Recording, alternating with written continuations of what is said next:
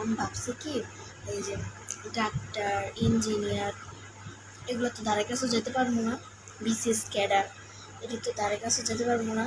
তো আমার তো যে বইগুলি আছে তো ওই বইগুলি সব বিক্রি করে আলাই কিছু টাকা হইব না, কি কও কও?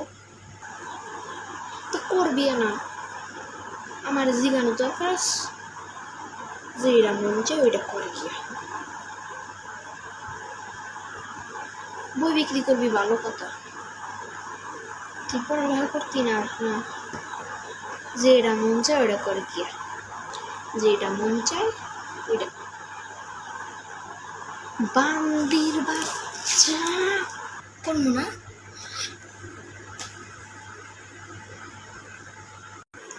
বাজারও যাইতাছি, ও কি আনতাম?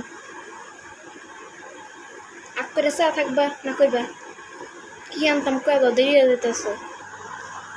আপনি যেটা মন চাই ওটাই লই আন। কেরে প্রতিদিন বাজারে যাওয়ার সময় কি আমার জিগায় কইতে হইব যে কি আনবেন, আপনার উদ্দেশ্য নাই? তাইলে এক কাম করি, আধা কেজি পোয়া মাছ আর একটা লাউ লই আহি, কি কও? কেরে এই লাউ আর ই ছাড়া বাটা মাছ ছাড়া কি চোখে পড়ে না কিছু? পচা মাছই আনে চোখে দেন। কি আর কম, পচা মাছ খাইতে খাইতে খাইতে খাইতে জীবনটা তেজপাতা হয়ে গেল। আর শোনেন একটা কথা, যদি এবার বাজারতে বেগুন আনছেন, আপনার একদিন আমার যে কয়দিন লাগে ঝাড়ু দিয়ে পিটিয়ে বেগুন আপনার আর বেগুন একেবারে ভালো করে গেজে গেজে খাওয়াই দেব। তো কইবা না কি আনতাম? তোমার কেরে তোর মুখে কি ঠাড়া পড়ছে রে? তুই কয়া পারস না? প্রত্যেকটা দিন বাজারে যায়, প্রত্যেকটা দিন বাজারে গেলেও কি জন্য কয়া পারস না? কে তো যেটা খাইতে মন যাবো তুই ওটা কই দিব, তাহলে তো হয়। কেরে আমার মুখ ঠাড়া পড়বে না কেন? কি আর কব, আমার মুখত কেন ঠাড়া পড়বে?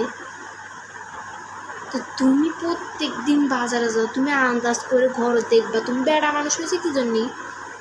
প্রত্যেক দিন বাজারে যাও, আন্দাজ করে দেখবা ফ্রিজত কি আছে না আছে, পাকের ঘরও যায় দেখবা কি আছে না আছে, তাহলে তো বুঝতে পারবে না যে কি আছে না আছে, এটা আনা লাগবে ওইটা আনা লাগবে। তুমি গোসল করো না, সাবান লাগে না, এমনি তো তুমি গরমকালেই 10 দিন গোসল করো না, 1 মাস গোসল করো না, তো বুঝবে কেমনে? মুখ ক্ষুদাও লাগছে, ফ্রিজে কিছু আসে না?